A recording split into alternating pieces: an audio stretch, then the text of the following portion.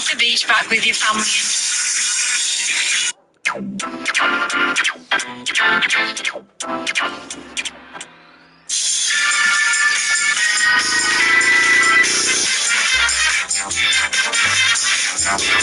Did you know? Super Mario Kart was created in order to contrast F-Zero's fast-paced single-player gameplay. Mario Kart was more casual and offered split-screen multiplayer. Mario Kart's original prototype featured a generic man in a big helmet and overalls who would drive around with only an oil can and a banana. The game's producer, Shigeru Miyamoto, didn't think the game looked very unique, and he told the designers to, quote, use the banana. This advice led to the team thinking about Donkey Kong, which ultimately resulted in the inclusion of Mario characters. The team also researched go-karting extensively. Co-director Tadashi Sugiyama read books and watched videos on karting, and the whole team took a trip to the Nimu no Sato amusement park where they raced each other on go-karts. They realized that actual go-kart physics and mechanics didn't fit their initial vision, and they had to make it less about cornering. In Miyamoto's own words, they wanted a fun, lighthearted game where you zip around unrealistically. The team decided that no one should be able to test the game in two-player mode during development. This was done to ensure that single-player racing was fun in its own right. They figured that if playing alone was enjoyable, then playing together would be fun by default. Although the battle mode has been noticeably subpar in recent games, Nintendo actually spent more time making Super Mario Kart's battle mode than they did the racing mode. In fact, the lack of racing is what drew the team to the battle mode, as it was an entirely new approach to karting. The original battle mode was completed early in development, but this wasn't the battle mode seen in the final game. The original mode had no obstacles on the course, and players would fire circular projectiles at one another in a machine gun-like fashion. However, the lack of obstacles made it so players would get dizzy circling one another, so obstacles and other landmarks were added to make the mode less disorienting. During the development of Mario Kart 8, the designers wanted to build on the glider and underwater gimmicks from Mario Kart 7. They also came up with the concept of attaching a drill to the front of the karts in order to include subterranean racing, allowing players to burrow through the ground. However, they realized that the idea wasn't very interesting in practice, and they scrapped the mechanic entirely.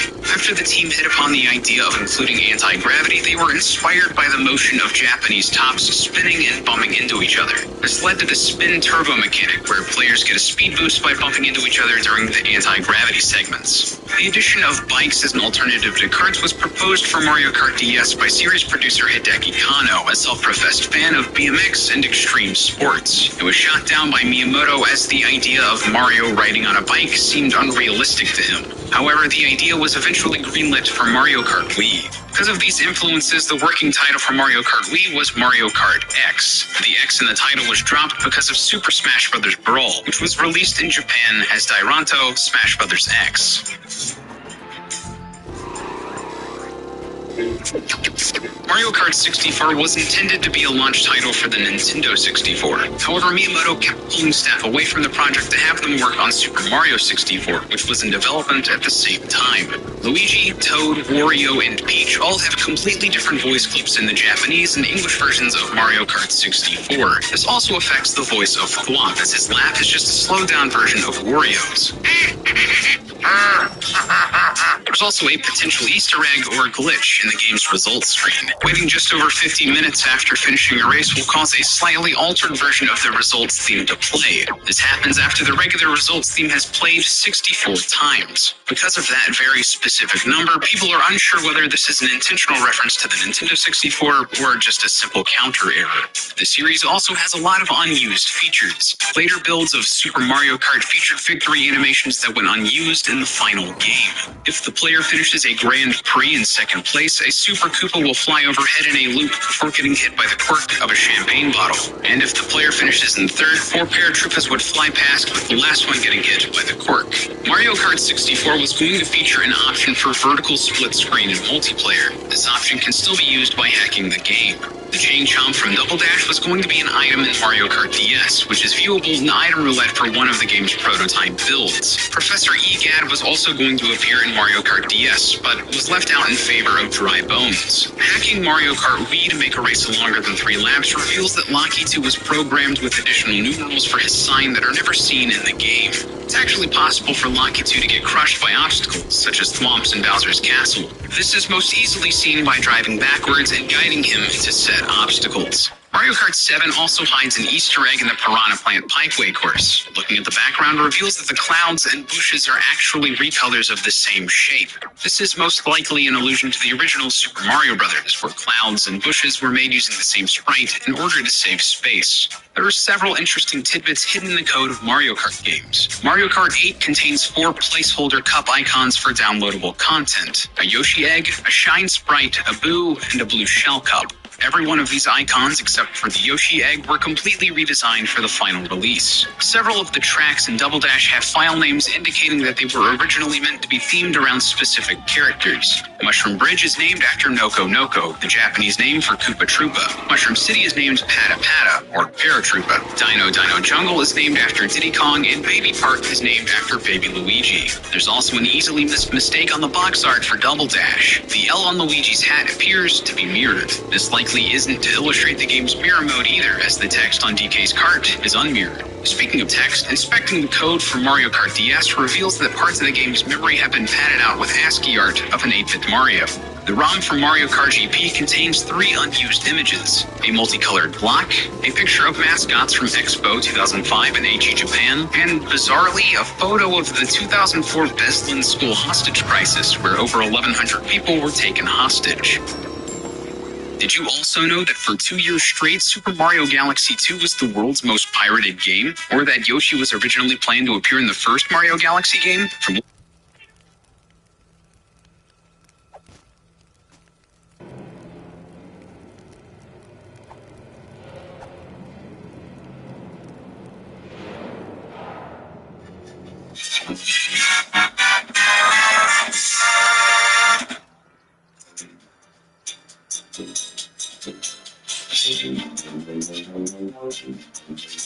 Did you know? Although he's not a playable character, Diddy Kong is actually in Mario Kart 64.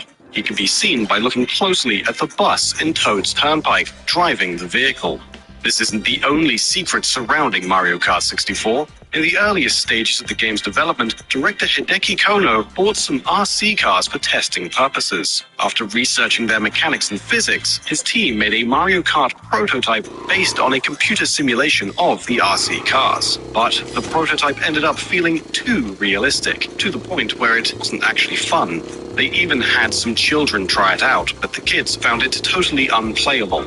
As a result, the realistic physics were dialed back, and very little from the RC prototype ended up in the game's final build. Later in development, a newer prototype of Mario Kart 64 was shown off at Nintendo Space World 1995 in Japan. At this stage of development, the game was called Super Mario Kart R, with the R standing for rendered, as in rendered graphics. The prototype featured a number of differences compared to Mario Kart 64, and even had some music that was never used in the final game, which is what you're hearing right now. Super Mario Kart R also included Kamek the Magikoopa as one of its 8 races. Kamek was the primary antagonist in Yoshi's Island, the hugely popular follow-up to Super Mario World that launched just a few months prior to Space World, so it made perfect sense for Kamek to appear alongside Bowser and Wario as the game's villains. But one kidnapper ended up getting replaced with another. Kamek was replaced in the final game with Donkey Kong, the vengeful gorilla that kidnapped Mario's girlfriend. Super Mario Kart R also made use of the feather from the original Super Mario Kart on Super Nintendo. After getting cut during development, the feather didn't reappear in the series until Mario Kart 8 Deluxe, 20 years later. In addition to multiplayer horizontal split screen, the prototype also allowed for vertical split screen. This option was also cut during development, but it's still hidden inside Mario 64's internal data. You can even unlock it and take it for a spin with a Game Shark and this cheat code. The development process was long and arduous, and the developers even suffered a hard disk crash at one point, erasing some of their work. But according to character designer Tomoaki Kuroumi, the crash was actually a blessing in disguise. The models on the character select screen were originally static, unable to move or blink, but the crash deleted all those models with no hope of recovery. So the developers had to make brand new models, this time giving them animations, an extra layer of polish that wasn't originally supposed to be in the game. A year after Space World 95, and following an 8-month delay, Mario Kart 64 finally launched in Japan in December 1996. There were quite a few details in the Japanese version that were changed in the game's international release, with one difference right on the title screen. In every other region, Mario is the game's announcer, but in Japan, this role was played by Hawaiian actor and radio host John Houlihan. Mario Grand Prix! John told us that Nintendo hired him to voice the announcer on Wave Race 64. Then, after the recording was finished, they slid a piece of paper in front of him without explanation, asking him to record just a little bit longer. That mysterious piece of paper turned out to be the lines for Mario Kart 64. John's agent was pretty mad that he never got paid for the role, and Nintendo even spelled his name wrong in the game's credits.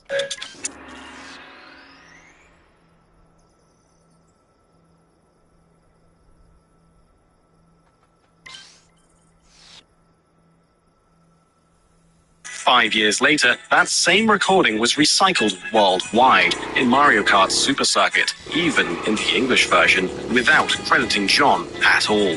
Congratulations! In fact, he didn't even know his voice was used in Super Circuit until we told him. Luigi had been voiced by at least 7 different actors in commercials and television shows throughout the 80s and 90s, but Mario Kart 64 was the first time Luigi ever spoke in a video game. We've talked about Julian Barnikoff before. He's the guy who gave the first 251 Pokemon all their French names. A few years before that, however, Julian was translating Super Mario 64 into French at Nintendo HQ. During a break, he was playing Magic the Gathering with a Mario Kart R programmer. One thing led to another, and Julian was invited to take the prototype for a spin. At this point, Toad didn't have a voice yet, so Julian volunteered for the role free of charge. Longtime Nintendo sound director Koji Kondo managed Julian's recording, but afterwards told Julian he didn't really sound like how he imagined Toad. But he did sound like Luigi. So Julian ended up voicing Luigi instead. Wario had never been voiced in a video game before either, so Kondo brought in Julian's friend Thomas Spindler, one of Nintendo's German translators. According to Thomas, Wario was originally conceptualized as a German character, not an Italian. That's why Nintendo brought in a German to provide his voice, and why Wario even speaks German in the Japanese version of Mario Kart 64. He says, "So ein Mist," which translate into English as, "Oh crap." When the game was localized for international release, most of the characters' voices were replaced, including the announcer, Luigi, and Wario. Longtime Mario voice actor Charles Martinet took over all 3 roles, but the original Japanese recordings did end up getting recycled for both the Japanese and international versions of Mario Kart Super Circuit, as well as Mario Party 1 and 2. When Charles Martinet re-recorded the voices for Mario Kart 64, Wario was rebranded as an Italian rather than a German. We asked Charles if he knew anything about Wario originally being German, if maybe it was his decision to change the accent, just like he switched Mario's accent from Brooklyn to Italian a couple of years earlier. Charles said he'd never even heard about Wario being German, so it sounds like the switch to Italian was probably the result of an oversight by the localization team. They gave Charles the script without any notes about a German accent, so he naturally assumed he'd apply an Italian accent, just as he'd already done for Mario and Luigi. Wario has remained Italian ever since, but interestingly, in Mario Strikers Charged, Wario was given a traditional German fare as his theme music. However, it's unclear if this was an intentional reference to his German origins or just a strange coincidence. Most of the game's billboards were changed as well, presumably to avoid trademark issues overseas. In the Japanese version, the billboards were all parodies of Formula One sponsors, like a Mario billboard imitating the Marlboro cigarettes logo. But internationally, the Marlboro reference was cut out. Instead, the signs just say Mario Star. Likewise, parodies of Italian oil company Agip, motor oil brand Mobil 1, and gas station chain Union 76 were also changed. A mock billboard for the Goodyear Tire Company was revised as well, and had been an even more blatant imitation in Super Mario Kart R, where the sign originally said Good Ear. When Mario Kart 64 was re-released on the China-exclusive iQ player in 2003, the game received brand new box art. The game's name was also changed to just Mario Kart, since the N64 never released in China, and neither did the original Mario Kart game on Super Nintendo. The iQ version had some differences as well. The billboards were all translated into Chinese, and the shot billboard was changed to an ad for iQ. The special cup was also renamed the iQ Cup.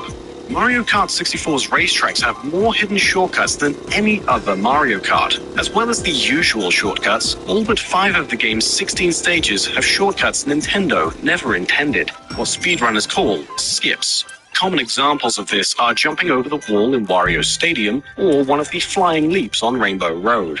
In our hunt for secrets, we spoke with Beck Apney, the Mario Kart 64 150cc world record holder. According to Apney, the Japanese version contains a skip not possible in the international release. On Luigi Raceway, you can hit yourself with shells to bounce over a wall and skip about 90% of the race. But there are 3 stages in Mario Kart 64 with tricks that even Apney can't pull off, skips that are virtually impossible for humans. But another speedrunner, Drew Weatherton, spent 7 years perfecting a tool-assisted speedrun that could pull them off. Completing all 16 races in just 18.5 minutes, Apney's the world's fastest racer, but he will never be able to defeat the machines, who have him beat by over 7 minutes. Hidden inside Mario Kart 64's internal data, there's a function that allows you to alter the Y values for every stage. In other words, you can make tracks steeper or flatter by just a little bit, or by a huge amount, including all the slopes, walls, and ramps. You can even invert tracks, so you're essentially racing on them upside down. It's possible the developers created this mechanic just for testing and debugging purposes, but considering the fact it's right next to the flag for mirror mode in the game's memory, the developers may have intended scaling mode as an unlockable extra. Regardless of their intent, the mechanic is still hidden inside the game, and you can try it out for yourself with some GameShark codes we've added to this video's description. There was also a no-item mode scrapped during development. In an attempt to appeal to F-Zero fans, racers were given the option to play without items, allowing for more serious competition where karts clumped together in the final lap, edging each other out for fractions of a second.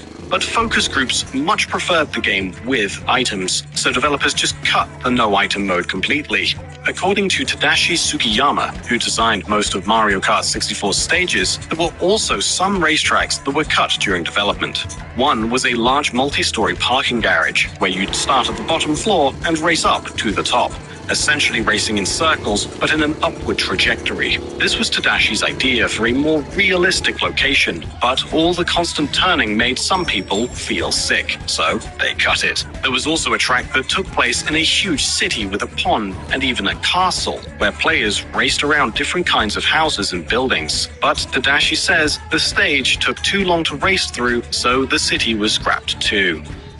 Did you also know Elon Musk wanted to add Mario Kart as a playable game on Tesla cars' LCD screen, but Nintendo rejected his idea. For more facts about the entire Mario Kart series, check out the video on screen. Or if you're just looking for something different, check out our video on how Gordon Ramsay made kitchen nightmares.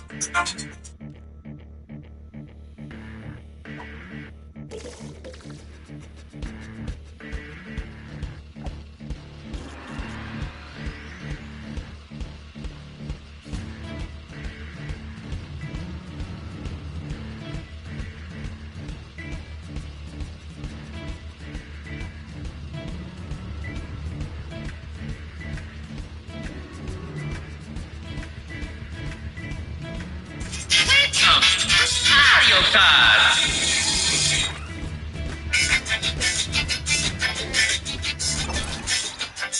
Did you know? Sonic the Hedgehog was once teased as a playable character in Double Dash. In February 2002, Shigeru Miyamoto did a short interview with Ananova.com about the state of the GameCube sales numbers and the upcoming Mario Kart game. His final comment was, "We're having a series of meetings about Mario Kart for GameCube, and we've come to the point where we'll be making some drastic changes compared to the last games. Sonic the Hedgehog might be one of the drivers." Unsurprisingly, this sparked rumors that Sonic would be a playable character in the game. When Double Dash was first shown shown off, however, Sonic was nowhere to be seen, and the rumor died down. The rumor resurfaced in October 2003 when screenshots leaked showing the game had unlockable characters. But when Double Dash finally came out, Sonic wasn't in the game's roster. When the game was first shown off at Space World 2001, it greatly resembled existing Mario Kart titles and was yet to be named Double Dash. Interestingly, this early preview reused Mario and Luigi's models from Super Smash Bros. Melee, an indication of how hastily it was put together. In May 2002, Miyamoto said development of the game was moving along well, but that it was being kept under wraps, as any images would give away what kind of game it is. This was clearly to hide the game's dual racer mechanics. Speaking of which, the idea to have two racers in one vehicle was inspired by motorcycle sidecars. The team at Nintendo Entertainment Analysis and Development noted how fun it was to drive in pairs, and wanted to capture that same feeling for Mario Kart. Ultimately, however, they went with a tandem arrangement, rather than having players side by side.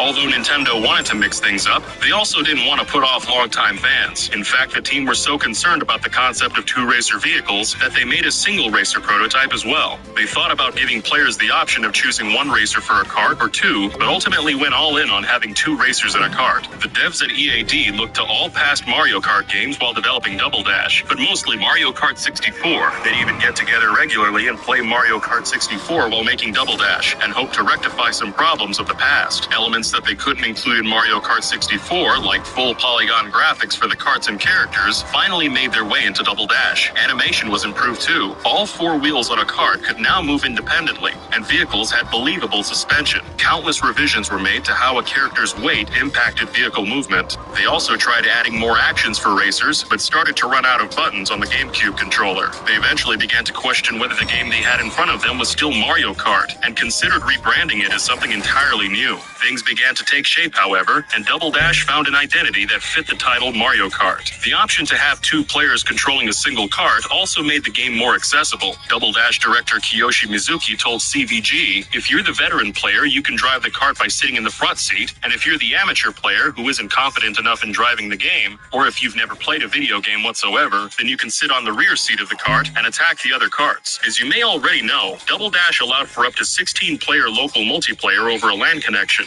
But Nintendo experimented with other kinds of connectivity as well, such as the Game Boy Advance link cable. Nintendo have yet to elaborate what these experiments entailed, but it's speculated this feature may have interacted with Mario Kart Super Circuit. Nintendo also experimented with online connectivity, allowing players to go head-to-head across an internet connection. However, the team at EAD believed Double Dash's frantic gameplay needed response time faster than what current internet connections could provide. Nintendo's Shinya Takahashi even said, "No company, including Nintendo, could make a perfect version of Double Dash's gameplay in an online version. We have reached a high level in terms of the head-to-head mode, and those kinds of interesting features could never be reproduced if they were put online." This wasn't the only feature cut from Double Dash. One odd mechanic the developers experimented with was a double jump. In a Japanese interview for Nintendo's own website, design manager Tsuyoshi Watanabe said, "It's quite sad, but we had to scrap a lot of different mechanics. Personally, I really wanted to add a double jump. In the end, even though I wanted to create something new that really broke from the past, I wanted to add things that would fit." Another cut feature is Donkey Kong's original special item. DK's special item in the final game is the Jumbo Banana, but the developers originally planned for DK to use a barrel. This would have been a throwback to the original Donkey Kong arcade game, but the team thought it didn't work as well as they'd hoped, and opted for the Jumbo Banana instead. This information comes from an interview in the UK's Nintendo official magazine, issue 137. Interestingly, NOM asked the game's developers about 200cc racing and non-Mario characters being added to the series, both of which would eventually be featured in Mario Kart 8. Several stages were also cut from the game. The developers originally made more than just 16 courses, but deliberately removed several to make sure every stage was truly unique. The team saw other racing games that boasted large amounts of courses, but the courses would be hard to tell apart due to similar backgrounds or course layouts, and EAD didn't want to make the same mistake. Some battle stages were also removed. Within the data of the game, the battle stages are titled Mini, followed by a number. These numbers range from 1 to 8, meaning there were originally going to be 8 stages, but in the final game there were were only 6, with the stages Mini 4 and Mini 6 being absent. There's also evidence that an entire mode was cut from the game. Within the game's data, there's references to a reverse cup, which would see players race the game's tracks backwards. This would be different to mirror mode, which inverses the courses horizontally. Menu assets referencing the reverse cup can be found in the data, as well as fully modeled reverse cup trophies for first, second, and third place. There's a few more interesting details in the game's data. In the file mram.arc, the Spiny Shells file name is item Cora Yellow. This indicates that Spiny Shells, known as blue shells by fans, were planned to be yellow at some point. An earlier demo version of Double Dash also has several assets that went unused in the final game, including some hidden ending graphics that say exciting ending and peace. Some unused content can be seen in early screenshots as well. An early build of Waluigi Stadium featured duplicate Marios, Luigis, Warios, and Waluigis in the audience. This audience was likely just a placeholder and was changed in the final game to minor characters who could be repeated over and over without breaking the player's immersion. When this version of the game was demoed at E3 2003, many were impressed with the game, but criticized it for feeling too slow. Nintendo took this criticism on board and sped the game up in a new demonstration just a few months later. Interestingly, however, the slower demo had higher speeds on its speedometer. There's a few interesting secrets in the final game as well. The Golden Parade cart that's unlocked by winning the All Cup Tour in Mirror Mode is the only cart in the game that CPU opponents will never pick.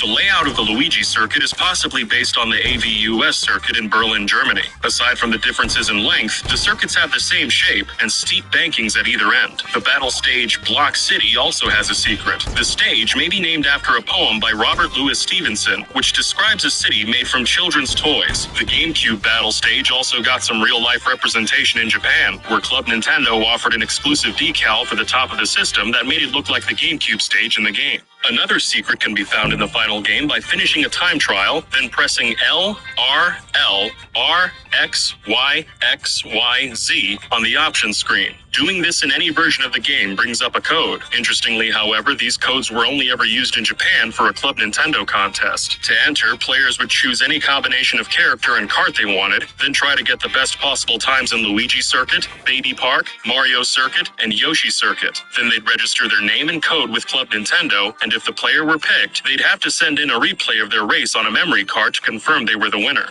Entrants could register multiple codes, with anyone participating getting 5 Club Nintendo points, or anyone who ranked 3rd or higher on a course got their replay posted on the contest website. Although there could theoretically have been 4 winners, all 4 course records were set by just one player named Tagaki Nobuo.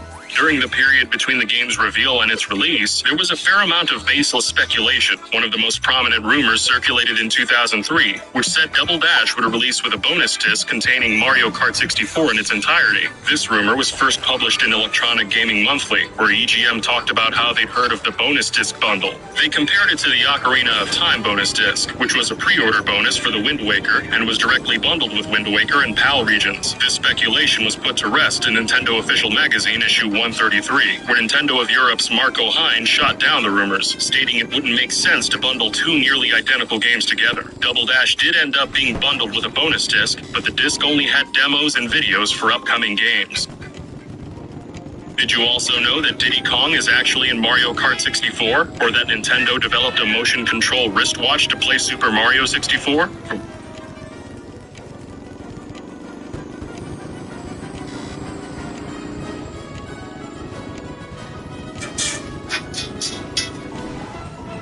Here we go.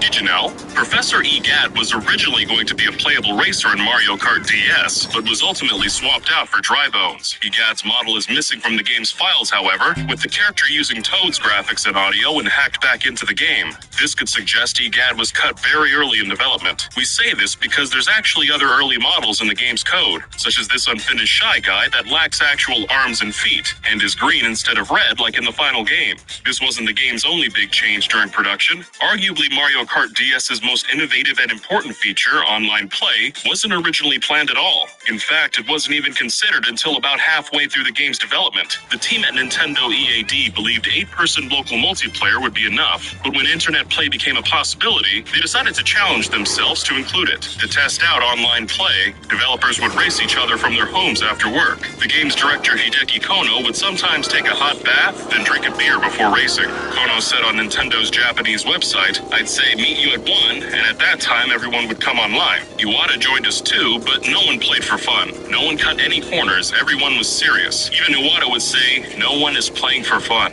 The team had other concerns about Wi-Fi beyond just getting it to function. They worried about how it'd be used by players and the different cultural perceptions of online play. Kono said, "In Japan, when players hear the words Wi-Fi connection, they take a step back and say, online play? That sounds difficult. Or, if I play, I'm going to get harassed by other people." But in the US, players are more positive about it. In Japan, only 10% of the people who purchase games with online functionality are taking them online. Our goal is to get 90% of people who get Mario Kart to try online. Back then, Mario Kart DS was called Nitro Kart internally, a nod to the DS code name Nitro. This name was never disclosed to the public, but it explains why the game's new courses all take place in the Nitro Grand Prix. Mario Kart DS introduced several new items to the series, such as the blooper.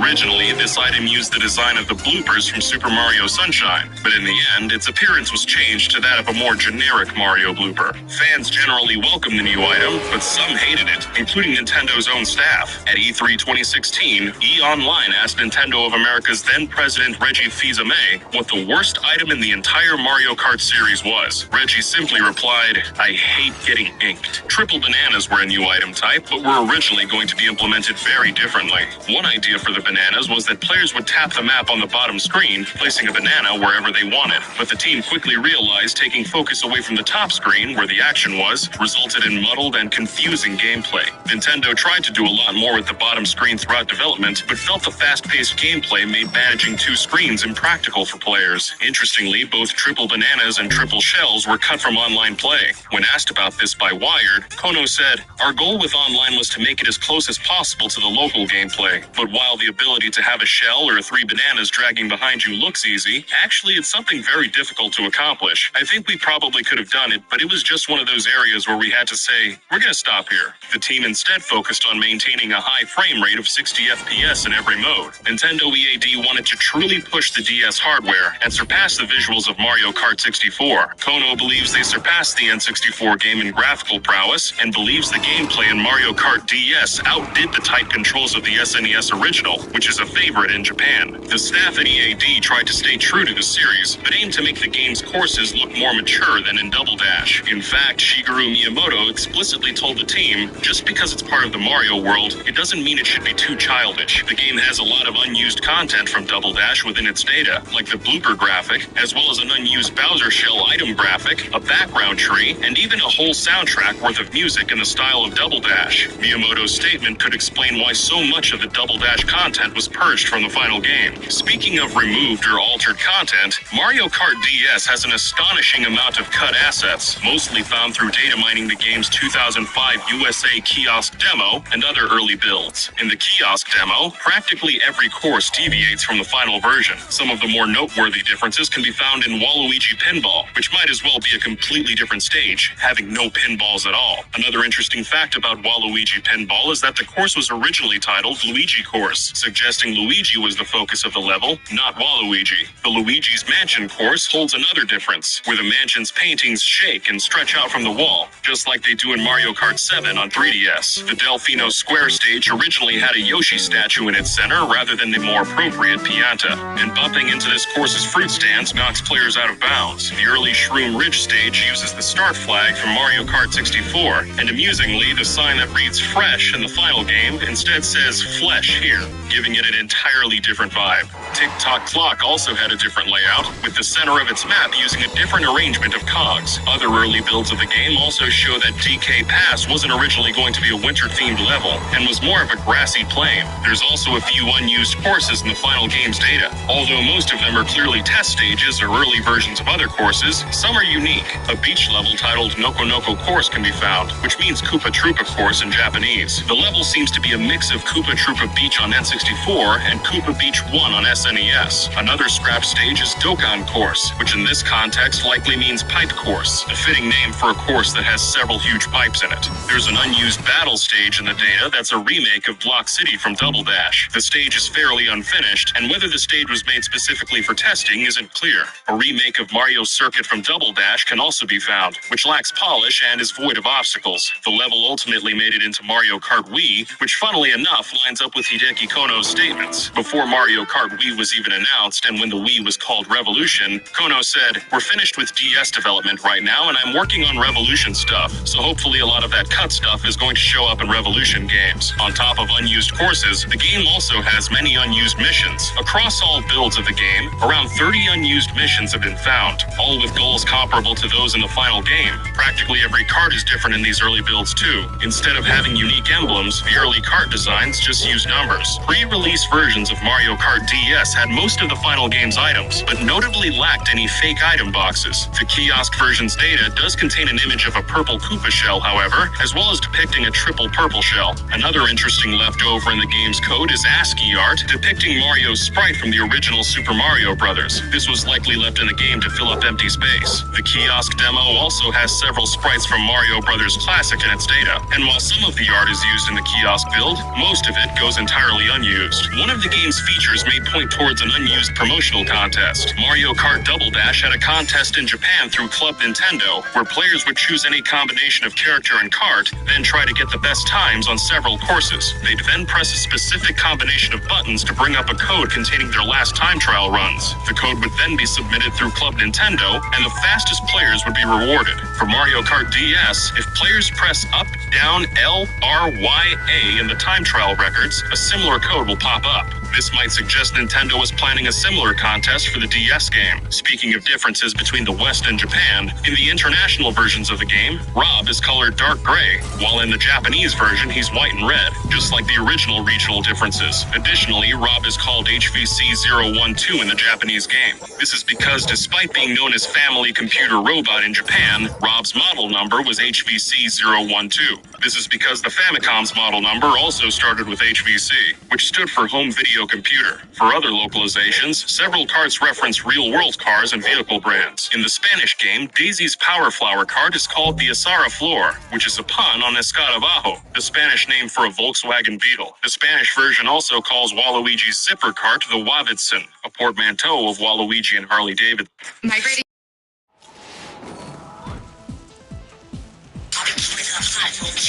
The German game is probably the most bold, with Donkey Kong's wildlife cart literally using the brand name Jeep, with its name being the Safari Jeep. The name of Mario's B Dasher is a reference to classic 2D Mario games, where holding the B button would make the player move faster. The appearance of the cart also references the Honda RA272 Formula 1 car, which was designed by Yoshio Nakamura and Shoichi Sano for the 1965 Formula 1 season. It's best known for being the first Japanese car to win in Formula 1. Mario Kart DS was one of the most anticipated DS titles, and ultimately sold almost 24 million units in total, making it inevitably attract the rumor mill. The game's very first rumor alleged that it'd be a Nintendo DS launch title in Japan, and that it'd be available January 10th in the United States, after Japan. However, the game wouldn't release until November 2005, and was in fact released in Japan almost a month after North America, Europe, and even Australia. Another rumor that's been circulated by various Mario-themed wikis is that the game was planned to have some connectivity with Mario Kart Super Circuit on the Game Boy Advance. The rumor alleges that when a DS is turned on with both Mario Kart DS and Super Circuit in the DS and GBA slots, Super Circuit will be listed as an option pack on the DS home screen and cannot be played. The option pack listing usually only appears when a peripheral is inserted into the GBA slot, such as the Guitar Hero button expansion.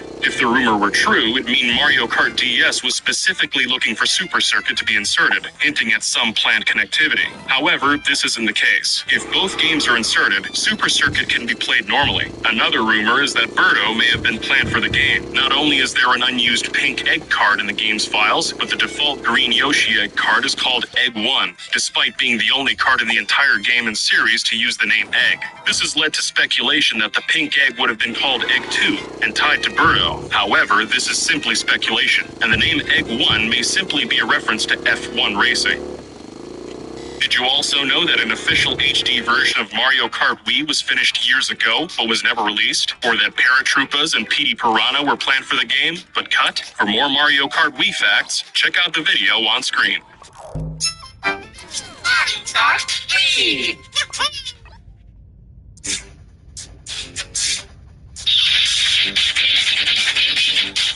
Did you know? An official HD port of Mario Kart Wii was actually finished years ago, but due to government hang-ups was never released. The original Mario Kart Wii was only capable of running at a 480p resolution, but at the 2018 China Joy Expo in Shanghai, Nintendo partnered with NVIDIA to showcase a 1080p version running on the NVIDIA Shield TV. This is a Chinese device that's already had several other Wii ports in HD, including a port of Twilight Princess that's graphically superior to even the HD re-release on Wii U. The Shield version featured online capabilities that haven't been available in the Wii version since servers shut down in 2014, including time trial leaderboards and online races for up to 12 players. Following the announcement, some die-hard Mario Kart fans imported Chinese Shields in anticipation of the game's release, but to their disappointment, Mario Kart HD was never seen again. According to an NVIDIA developer whose name will keep anonymous, the port was done a long time ago. It was submitted for Chinese government approval in 2018, around the time of the government's reorganization. The government asked us to change some game content a few months later, just some translations, nothing major, but we haven't heard anything back since then. We want the game to be released as much as everybody else, but it seems like it's stuck in government limbo now. NVIDIA isn't just Nintendo's partner when it comes to HD ports for China. The two companies also partnered to develop the Switch, which is powered by NVIDIA's Tegra processor. 2 years after Mario Galaxy HD released on the Shield, the game landed on Switch in the form of 3D All-Stars. With that precedent in mind, Mario Kart Wii HD might find its way to the Switch someday, especially if the Shield version ever escapes limbo. When Mario Kart Wii first entered development, the devs had a slightly different vision for the game, with many of their ideas being cut. The game is internally named Revo Kart, with Revo being a nod to Revolution, the Wii's original name. Series producer Hideki Kono originally wanted to call it Mario Kart X, with the X signifying a focus on extreme sports. In a 2008 interview, he said, "I love BMX bicycles and snowboarding. When we made Mario Kart DS, we wanted to put in some elements of extreme sports so the players could do some rough riding, but it was difficult to achieve in a handheld game. That's why we decided to make it happen for the Wii." But Mario creator Shigeru Miyamoto flat out rejected the idea of BMX bikes, as he didn't like the idea of Mario riding a bicycle. Motorbikes were introduced instead, and half-pipes were implemented into many of the tracks. Kono's love of snowboarding also led to the creation of the DK Summit stage. According to the game's director, Yasuyuki Oyagi, motorbikes once controlled exactly the same as karts, so he felt they weren't worth including. But after his team came up with the idea of popping wheelies, they decided bikes were a worthy addition.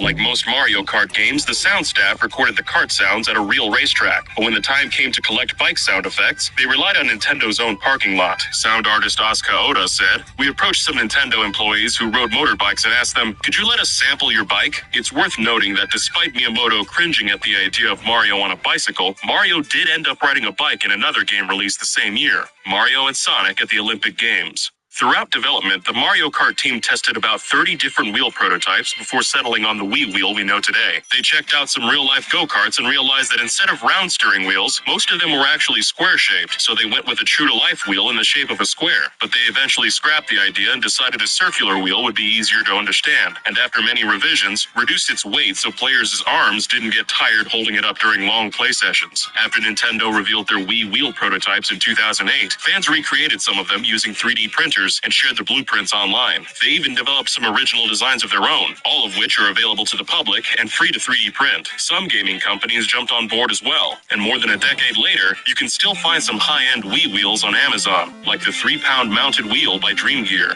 Mario Kart Wii's internal data and pre-release screenshots revealed even more scrapped ideas, including characters, items, and an entire game mode. 2 drivers from Double Dash, Paratroopers and PD Piranha, were included in early builds, but didn't make it to the final cut.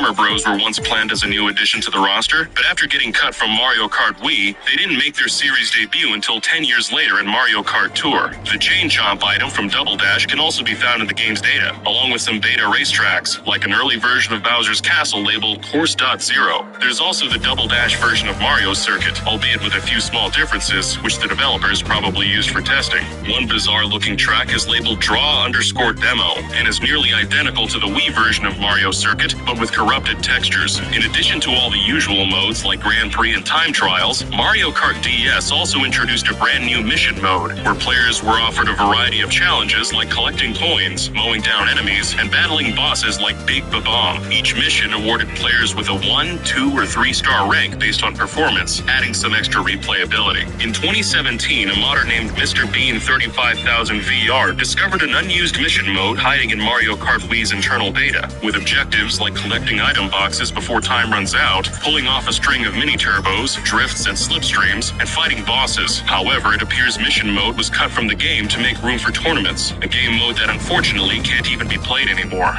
Starting in May 2008, Nintendo released 2 downloadable tournaments per month via the Wii's Mario Kart channel. The first tournament was a Mario Circuit speedrun where fans had a 10-day window to play the course as many times as they liked and submit their best times, competing against the entire world via online leaderboards. A few weeks later, Nintendo released a second tournament, racing through 10 rings as fast as possible. The third tournament was knocking 3 top men off the edge of Galaxy Coliseum, and the fourth was speedrunning through Mushroom Gorge backwards, starting at the end and heading back to the start. Over the next 2 years, a total of 48 tournaments were released, like speedrunning a track built on top of N64 Skyscraper, killing a giant Pokey, and racing through some remixed tracks. But unlike mission mode, you could only play 2 tournaments a month, and they were only available during that 10-day window. Mario Kart DS had 63 missions to choose from anytime you wanted, so if mission mode wasn't cut from Mario Kart Wii, it likely would have included even more missions and added hours of rank-based content that could still be accessed right from the startup menu.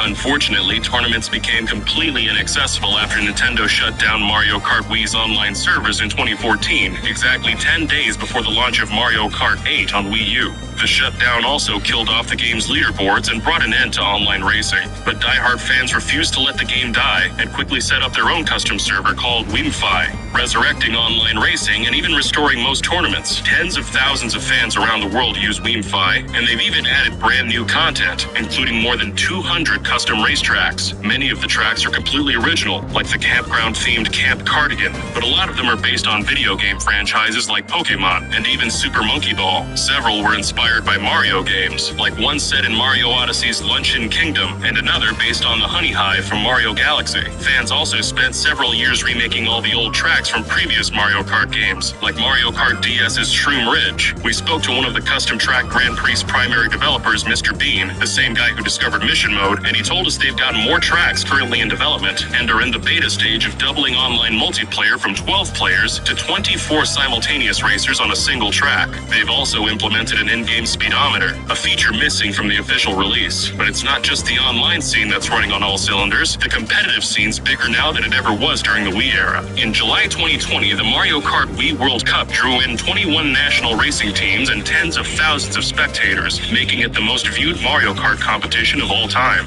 And event organizers told Did You Know Gaming that plans for the 2021 World Cup are already well underway. Every vehicle in Mario Kart Wii has unique stats clearly visible on the vehicle select screen, but every character also has unique stats. But those stats are hidden and never actually revealed to the player. Lightweights get knocked around by the big guys, so they're not competitively viable. When it comes to heavyweights, while Luigi has the best acceleration, Dry Bowser the best off-road, and Funky Kong the fastest, making him the natural choice for speed freaks. The Flame Runner bikes got the best mix of speed and drift, so about 80% of World Cup participants use the Funky Kong Flame Runner combo. There's also a very obscure and interesting glitch in the game, where if the player is currently playing online as player 2, and someone else is in the lobby using a heavy male Mii outfit A on either the Wario bike, the Shooting Star, or the Phantom, then their Mii will be constantly in a T-pose. The reason this happens is because the developers forgot to put the Mii back in the sitting back position in several files. This doesn't happen for the player's own Mii, or anywhere else in the game. Did you also know that a parking garage and a city stage were cut from Mario Kart 64, and an entire reverse cup was cut from Double Dash? For more Mario Kart facts, check out one of the videos on screen. Thanks for watching.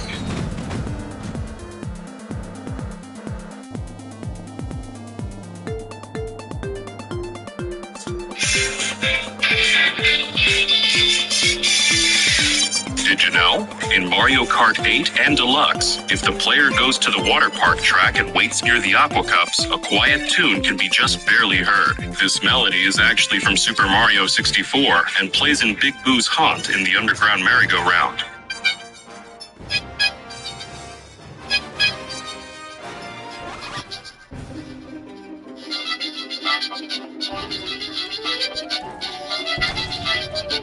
This track was clearly made with a lot of diligence, which can be seen throughout the entirety of Mario Kart 8's development. The game almost had racetracks where the player could drill their way underground. According to the game's producer, Hideki Kono, in Mario Kart 7, we had the glider and submersion in water. And so when we were thinking about new ideas for 8, we thought, well, since we did all that, why not put a drill on the karts and have them go through the earth somehow for subterranean racing? He goes on to say they ended up scrapping the idea in favor of making a new anti-gravity gimmick instead. But interestingly, a mining kart called the Drill Master made its way into Mario Kart Arcade GP-DX, which landed in Japanese arcades a few months before Kono's team wrapped up development on Mario Kart 8. Unfortunately, though, none of the arcade game's courses were designed around a digging mechanic, and the drill was only for show. But in that same interview, Kono teased that throughout the series, ideas scrapped in development sometimes got brought back for future titles, implying there's still a chance underground drilling could debut in Mario Kart 9.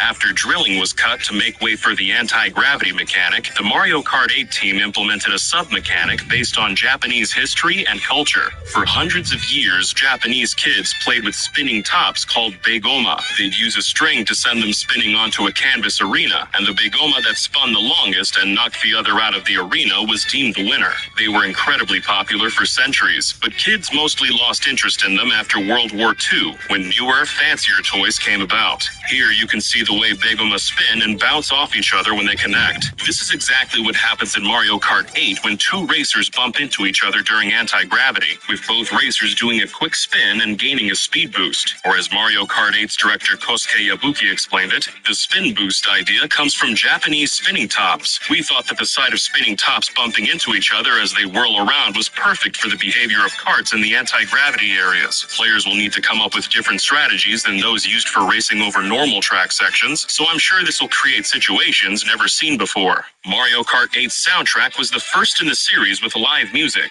Whether it was jazz, funk, or classic Nintendo tunes, the entire score was recorded live. Many of the musicians Nintendo hired were Mario Kart fans themselves and knew far more about their instruments than the developers, so they improvised to make the soundtrack even better than Nintendo imagined. In a Famitsu interview we had translated, Hideki Kono recalled, "The musicians looked at the sheet music and played it on the spot. Many of them played Mario Kart, so it was easy to express what we were going for. For example, for Bowser's Castle, the sound chief said, 'Since this music's gonna be for Bowser's Castle, please make it sound evil.' And the musicians replied, 'In that case, let's really make the guitars twang.' And if there were any parts they didn't like or didn't go well, they redid it countless times. In the end, more than 3 hours of their performances made it into the game." Another rumored experiment was using 4-player split screen on the TV and a 5th player on the gamepad, a feature that Sonic Racing implemented 2 years earlier, and similar to the 5-player mode in New Super Mario Bros. U. But none of those features made it into the game, with Yabuki explaining, "I thought that for Mario Kart, playing with someone else on the same big TV screen gives the game a more competitive feel. Because of this, we decided to limit the local multiplayer to TV split screen and have the development team focus their efforts on the graphics and 60 FPS frame rate. In the end, the only gamepad features they implemented were tilt controls, a mini-map, off-screen play, and the most important feature of all,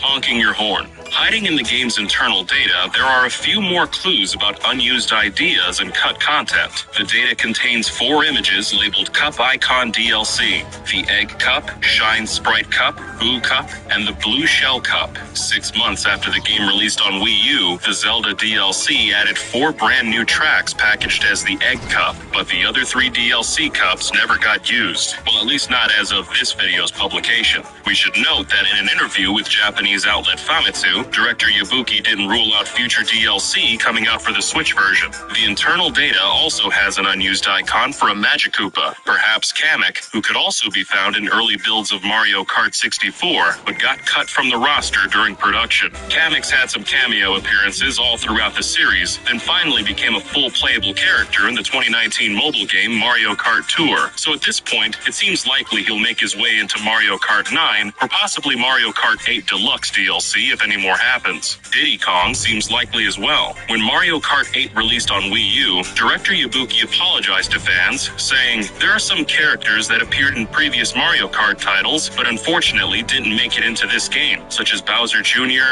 Dry Bones, King Boo, and Diddy Kong. I really apologize to players who liked these characters in particular." Yabuki eventually brought all those characters back for the deluxe edition on Switch, except Diddy Kong. But Diddy later returned for the mobile game, and he's in some of the Mario Kart arcade games as well, so we expect to see his mainline series return sooner or later. Except for the arcade titles, which include characters like Pac-Man and Miss Pac-Man, Mario Kart's pretty much only featured characters from the Mario universe. According to Hideki Kono, that's because Shigeru Miyamoto had a secret rule limiting the roster. If they added more Nintendo characters, Miyamoto thought it wouldn't be Mario Kart anymore, it would be, quote, Smash Kart. But it was the addition of Miis that blew the gates wide open. In a 2013 interview with MTV, Kono said, "When we put the Miis in, Mr. Miyamoto was even kind of like, you know, aren't you crossing the line here? This doesn't exactly feel like Mario Kart." But you know, with the Mii being a basic part of the console, we were able to put it in and have him actually play it to get his sign-off. It's still an unlock, you can't select a Mii from the get-go. So for some reason, it doesn't exactly cross Miyamoto's secret line, but it kind of came close. But once the seal was broken, DLC and the eventual deluxe edition on Switch added characters from Animal Crossing, Zelda, and Splatoon, with seemingly no end in sight for the series' future. Kono's team also created two brand new characters, Baby Rosalina and Pink Gold Peach, the latter of which was created because Mario Kart didn't have enough heavy women.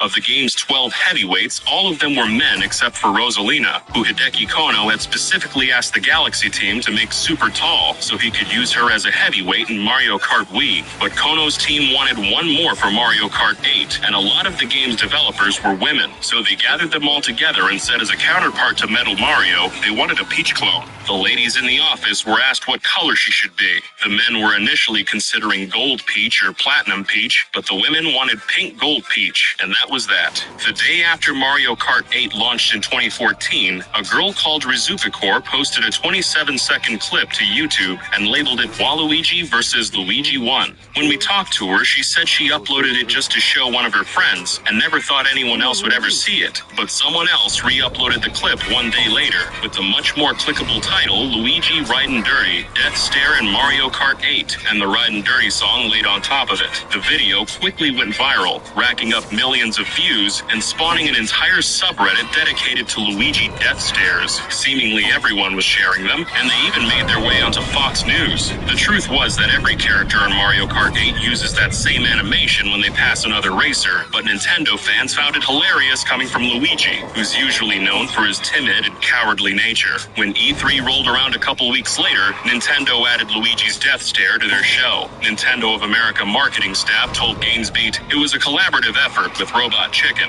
They came up with ideas and so did we, but they let us know from a comedy standpoint what they thought would work. There are different examples of when it's the right time for us to take something that happens organically and make it part of corporate messaging. It was a late addition and we thought we could pay homage to the fans. Another Luigi death stare was used in a Japanese commercial soon after, but now, after almost a decade later, the subreddit's been abandoned and the meme left to rest. But for a few short weeks in 2014, a Mario Kart clip only meant to be seen by one person took the internet by storm and became an official part of Nintendo history. Remember that attention to detail we mentioned at the start of the video? Well, there's one place where Nintendo's usual diligence took a rain check. The original Wii U version of Mario Kart 8 had a mode called Mario Kart TV, which allowed players to rewatch and share videos of their races. This mode not only has its own music, but also has Mii background chatter that can't be heard anywhere else in-game. In late 2016, YouTube user Harm believed this background chatter sounded a little too human and decided to investigate. After extracting the appropriate audio file, Harm discovered that the chatter was actually in English and had simply been sped up and reversed. The file seemed to be a stock recording of a public space like a cafe, with a handful of people chatting away for about 40 minutes. Harm team listened to the chatter in its entirety and found that at one point in the recording, a woman can clearly be heard saying the following swear. You might be wondering how this slipped by staff, but since Nintendo is made up mostly of Japanese devs, it's understandable how a sound designer could have overlooked an English swear while adding assets to the game. And once the audio was flipped and sped up, the chances of anyone else catching it would have become almost zero. Did you also know the bus driver in Mario Kart 64 was actually Diddy Kong?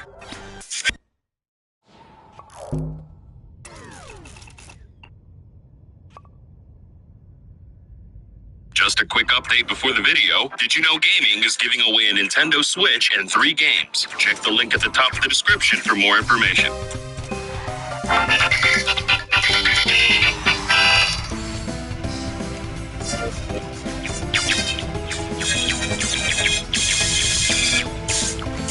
Did you know? If it weren't for the restraints of the Super Nintendo, Super Mario Kart may never have been made. Concepts for Super Mario Kart began in fall 1990 and came from a team of only 8 people.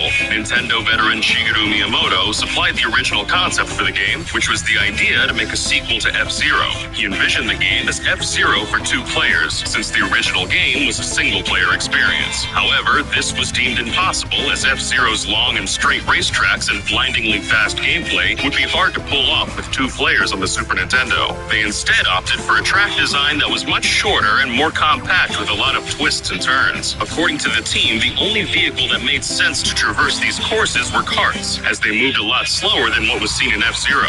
When it came to the game's roster, the team originally used generic overall-wearing men for racers. Though they had different color schemes, it wasn't very clear who was driving from their perspective. Roughly 4 months into the project, Nintendo decided on using more recognizable characters and took Mario for a test drive. Afterwards, the roster was quickly decided on. Following Mario, the team added Luigi and other characters who were recognizable from behind, such as Peach, Yoshi, and Bowser. Koopa Troopa was said to have been chosen last, as the team wasn't really sure what to do with him and decided to throw him in. Donkey Kong Jr. was picked over Donkey Kong due to the Donkey Kong Jr. game having its 10th anniversary the same year Super Mario Kart released. The fact that he wore a shirt also made him easier to draw. During the time the game had an undefined roster, the overall men would throw cans of oil as weapons, as the team found it appropriate for the characters. When the Mario roster was introduced, they thought about items that suited that universe, citing the Koopa shells as a great way to have something to shoot at and hone in on opponents. Banana peels came about for several reasons, serving the same purpose as the oil cans and complementing Donkey Kong Jr. due to his love for bananas. The lightning was made in the final stages of development, with the team wanting an item as a sudden upset to the flow of a race. The team were very dedicated to nailing the genuine feel of kart racing and followed up with several experiments. Although we've previously mentioned how staff went go-karting for research, they also went a step further by making their own remote-controlled kart from the ground up with a working engine. When the main programmer was given a chance to test the kart's drifting capabilities, he crashed into a wall and completely totaled the kart within 5 seconds.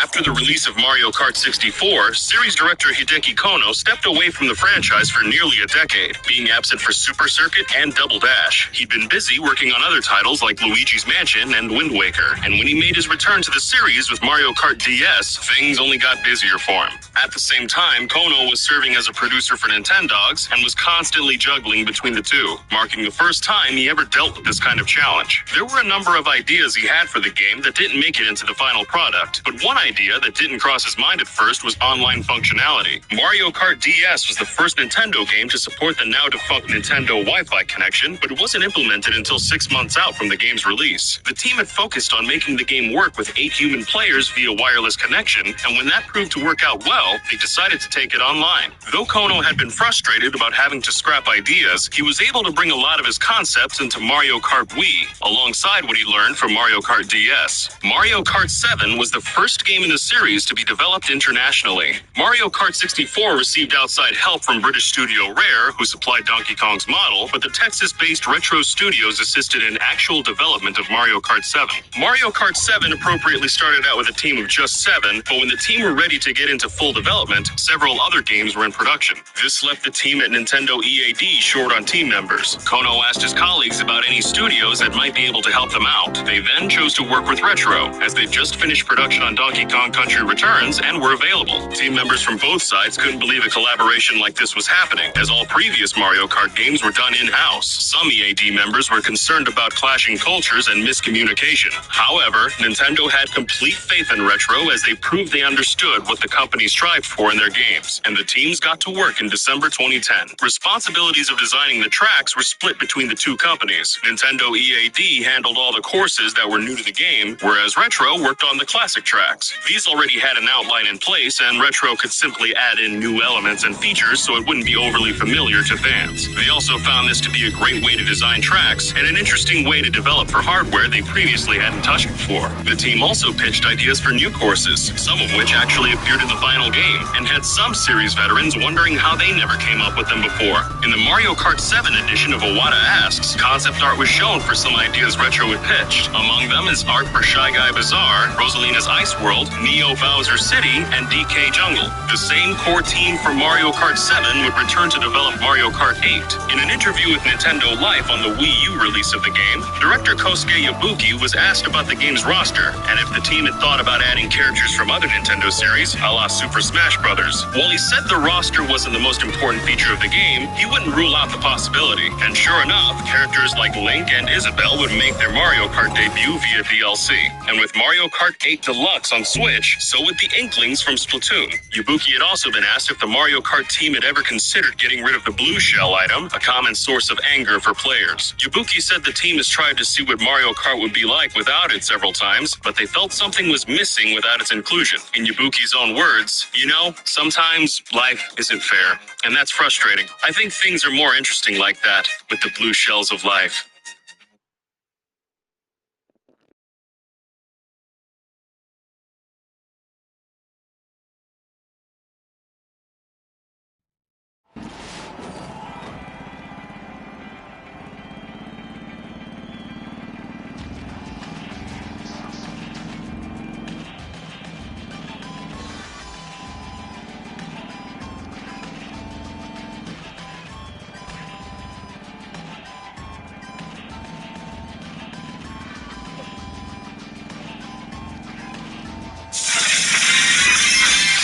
Similar to the devotion to Super Mario Kart Wii went for a sense of realism with its controls, leading to the Wii wheel accessory. During development, Kono had the idea of creating a steering wheel, as its function is commonly understood by people of all ages. Kono presented a prototype he made to the team, and they loved it. The wheel went through over 30 prototypes before its final design, as the team tried to make a controller as durable and comfortable as possible. The blue ring was added on the back to make it seem more fun and inviting to those watching people play, and it would later be added to the logo for Mario Kart Wii itself. Mario Kart Wii is undoubtedly the best-selling game in the series and continues to make a profit even over 10 years since its original release. In October 2018, Nintendo's financial results showed the game had sold roughly 40,000 copies during the previous quarter, bringing the game's lifetime sales to 37.14 million. Mario Kart isn't all success, however. Mario Kart was planned to have an installment on the Virtual Boy console under the tentative title VB Mario Kart. The only known report of the game was in German gaming magazine Big N in their August 2000 issue, listed alongside other Virtual Boy games that would be canceled. Mario Kart once had a spin-off of sorts in the works, being spearheaded by game designer Yute Saito. The man behind such games as Odama and Seaman. Saito, being a close friend of Miyamoto and Iwata, shared an idea with them during a friendly meeting in the early 2000s. Inspired by his recent delve into sculpting chunks of metal, Saito pitched the idea of a game about making car engines, and though it sounded a bit strange, Miyamoto and Iwata were willing to give him a shot. The game was being made for Nintendo DS hardware and went under the name Mario Motors. Players would sculpt metal into a cylinder, with that cylinder determining the effectiveness of the engine.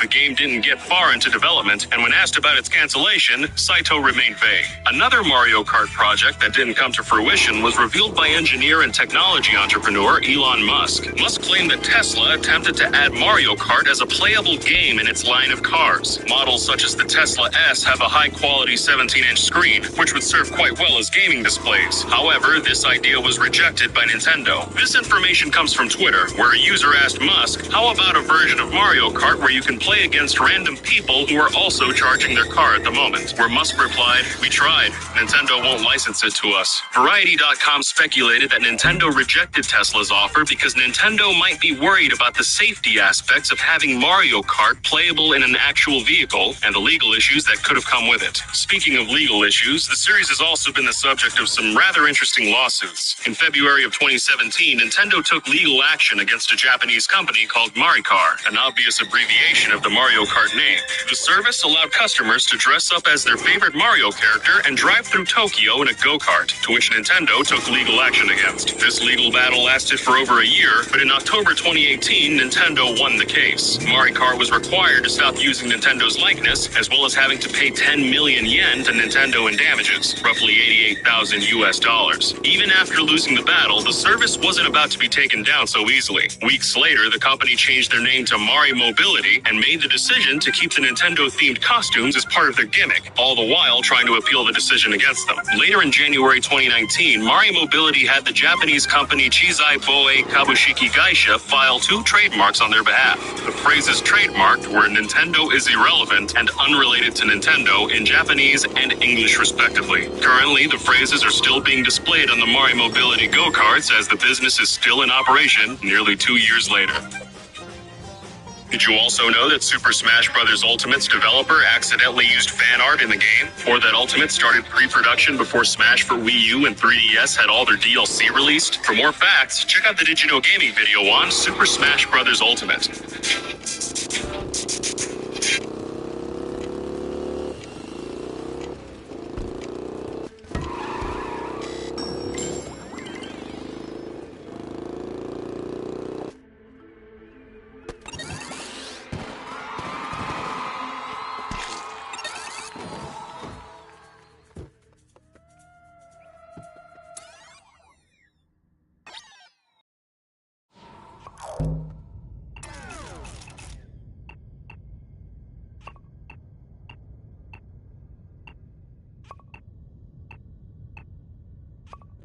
Along with the announcement of the Nintendo Switch 2, we also got a sneak peek at what the next installment of Mario Kart will look like on Nintendo's new and improved system. That means Mario Kart 8's long tenure is finally coming to a close in the near months. Mario Kart 8 has been a game with quite a rich history, first debuting on the Wii U in May of 2014. Soon after, the game was expanded slightly with some DLC that gave fans 8 new tracks and unique new characters. Carrying on its legacy, and with the hot release of the Nintendo Switch, Mario Kart 8 made its reappearance, but this time amplified to the max. Racers were now allowed 2 items, the infamous fire hopping technique was patched, and the game saw a massive expansion of content that made it worthy of being called Deluxe. Due to the explosive sales of the Nintendo Switch, this was the game to buy, especially during the early days when the Switch did not have many games in its library yet. Mario Kart in general is a classic among casual and pro gamers alike, stretching from families and friend groups all the way to sweats. And all of that played into the game's sky-high sales. As of this recording, Mario Kart 8 Deluxe has sold 67 million copies worldwide. That prompted Nintendo, despite fan anticipation of a brand new Mario Kart title, to launch the Booster Course Pass in 2022. This was genius of them. The game is still selling at ridiculous numbers today, as it is a great complement to any new Switch that is bought. This DLC would be distributed through 6 different waves, accounting for a total of 48 new tracks and 8 new characters. They also applied some balance patches to the existing carts, changing the meta from this to this. But Mario Kart 8 Deluxe, wow. A visually stunning game with now 96 tracks and 48 playable characters. This surely is the Smash Ultimate to all Mario Karts. How will Nintendo even come close to topping it come later this year when the new Mario Kart is released? Well, they already did. 17 years ago. Meet Mario Kart Wii, released in 2008 and what I consider the pinnacle of the Mario Kart series. You see, quantity isn't everything. What Mario Kart Wii lacks in quantity respective to 8 Deluxe, it makes up for in so many other factors, which will be comparison points discussed in this video. So let me start with a biggie: items.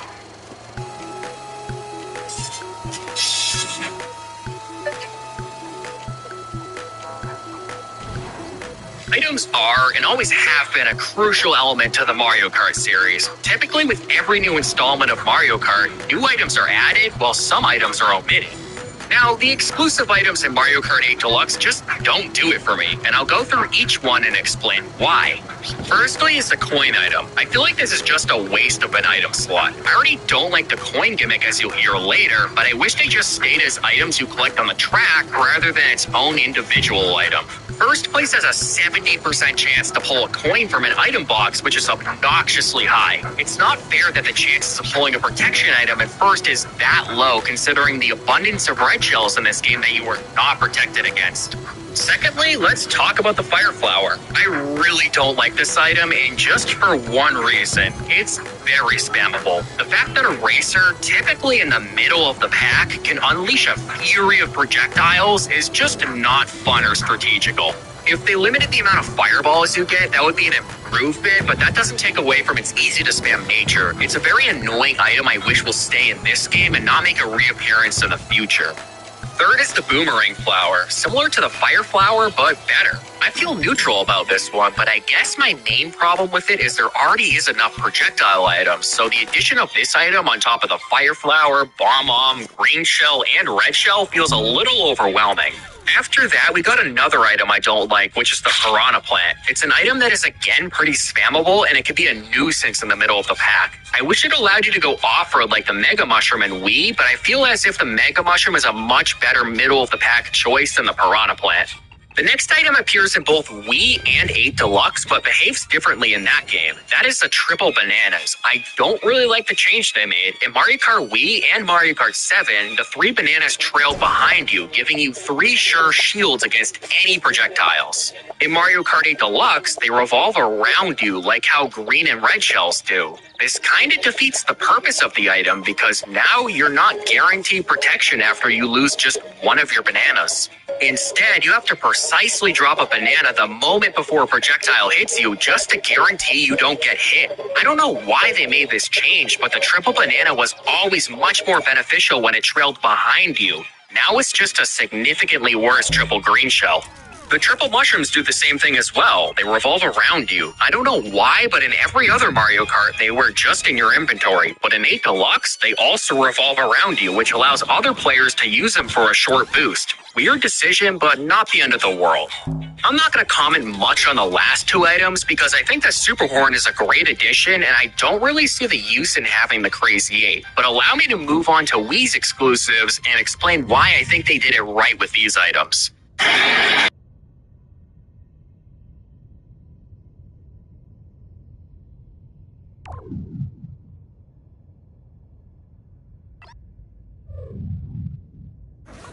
Firstly, yes, I think the Thundercloud sucks. Don't worry, it's the only one I really don't understand the point of. Instead of punishing you, they should have made it where you get a Mega Mushroom boost or some similar upgrade at the end, which would incentivize other racers to bump into you and try to steal it, placing a huge target on your back. But removing it would have also been nice. Moving on, let's talk about the fake item box, or FIB for short. Many people complain about this item because it doesn't provide protection from shells and the fact that nobody will ever be fooled by its look. But they're using it wrong. The main purpose of it is much more strategic than straightforward. The FIB has a massive hitbox, meaning it is a perfect item for trapping racers around tight corners. There are many sharp turns in Mario Kart, and placing one right after a blind turn can really screw up the racer behind you. It's a really useful item at first when you want to try to expand your lead. Secondly is another item that is misunderstood, the POW block. I really wish they brought this one back. Many people don't see the use of it, as it just spins out the racers in front of you. However, if used correctly, it's something that can be pretty destructive. Yes, it spins out the people in front of you, but also disarms them. You can use the POW block to get rid of any potential mushrooms people may be saving for a shortcut, or any power items people will try to dodge a shock with. It's also great around corners. Using a POW block right before someone takes a sharp turn is huge, as they get spun out into the wall and lose all of their speed. So it's a great item if a large group of racers are about to approach a turn, because they can lose a lot of time if they spin out. The last great item is the Mega Mushroom. It's a power item that allows you to cut off road, squish other racers, and drive at top speed all the time. It's a fun item that isn't too broken because of its limited speed boost, but can be very useful in tight areas with many racers. It also can dodge a shock, which will revert you back to normal size, so be careful while going in the off-road. I want to compare one common item that is present in both games, the red shell. It's known that the red shell in Mario Kart 8 Deluxe is very smart and almost guaranteed to reach the racer in front of you. Meanwhile, in Mario Kart Wii, it cracks not even a second after it's thrown. That's because in Wii, it tries to take the shortest route to the targeted racer, meaning you'll try to travel through other objects if that's the shortest distance. Meanwhile, in 8 Deluxe, it takes a more official route, staying in the middle of the road until it reaches the player, which helps it avoid braking around tight turns. I wish there was a happy medium because in Wii, the red shell is almost rendered useless unless your target is 3 feet in front of you. But in Mario Kart 8 Deluxe, it almost feels too broken to the point where it shouldn't be able to travel as far as it could. I mean, it can travel in the air and through cannons for heaven's sake. If I had to choose, I would choose the Wii version because I think less red shells are better for the game. Mario Kart 8 feels so oversaturated with red shells to the point where I feel like there's a million in play. It's just not fun when you're constantly getting hit, and the fact that people can pull 4 red shells at once is not really fair. Still sticking with the topic of items, let's move on to how items are selected in the roulette. Not many people know this, but in Mario Kart Wii, items are given to you based on your placement, while in Mario Kart 8 Deluxe, items are selected based on your distance from first. That's why you've seen those clips of people pulling stars and triple mushrooms in second. And that was the worst possible decision they made. Many people think it's fair and equitable to prevent the rich from getting first from breaking too far away, but this only plays into the oversaturation problem in this game. Think of it logically. If everyone is getting power items, how does anyone catch up with each other? And even worse, think of the bottom spots. How do they catch up with the rest of the pack when second and third place is also pulling stars and mushrooms just like them? It just leads to a lot of stagnation, which doesn't benefit those in bottom positions. If everyone has stars, mushrooms, and bullets, doesn't that essentially neutralize their effects, making them useless? In Mario Kart Wii, the bottom positions can actually catch up with the rest of the racers because those items are exclusive to them, so only they can do the shortcuts and get the speed boosts. If you want to catch up with first in Mario Kart Wii, just drive well, or maybe hope someone pulls a blue shell. Here's another thing. It's so stupid how multiple bullets and shocks can be in play at once. Those are supposed to be items that are very rare and reserved to one player at a time. In Mario Kart Wii, there is a 30-second cooldown after a shock is used, meaning it won't appear in the roulette for that amount of time. But in Mario Kart 8, you can have 3 bullets go at once and 2 shocks happen simultaneously. The fact that you have double items does not help out with this, rather makes it 2 times worse. Sometimes the game feels virtually unplayable because I can't go 5 seconds without getting hit because of the amount of items in play from every player. If they just toned down the amount of items there are in the game, it would make a huge difference. That's why I like Mario Kart 8 on the Wii U, because you only have 1 item slot, so it felt a little more tame compared to its successor. Items are important to the game, don't get me wrong, but racing is as well. Players don't want to get hit by something every second of the race just because of the sheer amount of items everyone is pulling. It just makes the whole experience frustrating and less enjoyable to play. Mario Kart Wii is perfect because items have a huge effect on the race, but are not the end-all be-all of the game. You actually need to know how to drive the track in order to place well. It feels balanced and refreshing, and like you have more control over your race rather than it being abruptly ended by a single event. Sure, getting Mario Karted happens in every installment of the series, but it's far more frequent and devastating in 8 Deluxe than Wii or ever before.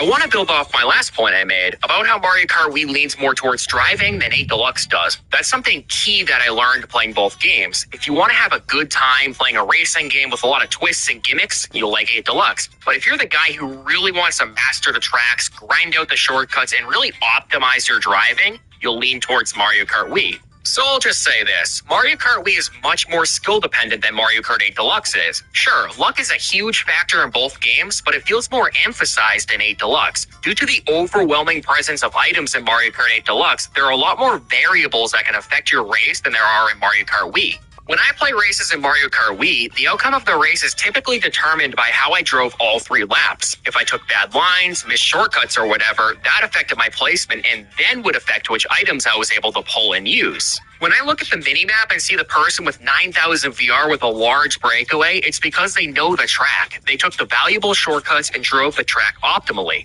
And I'm of course not saying that's not the case in 8 Deluxe, because it is. The better players typically do better, but it's much more apparent and prominent in Mario Kart Wii. Mario Kart 8 Deluxe feels a lot more equitable of a game, while Mario Kart Wii has a vaster disparity. Again, this all boils down to how Mario Kart 8 Deluxe focuses more on item usage, which in turn provides a more diverse set of outcomes at the end of races among all levels of players. While in Mario Kart Wii, it is more skill dependent, which provides a narrower set of outcomes at the end of races among all levels of players. The best players are going to score top spots most, if not all the time.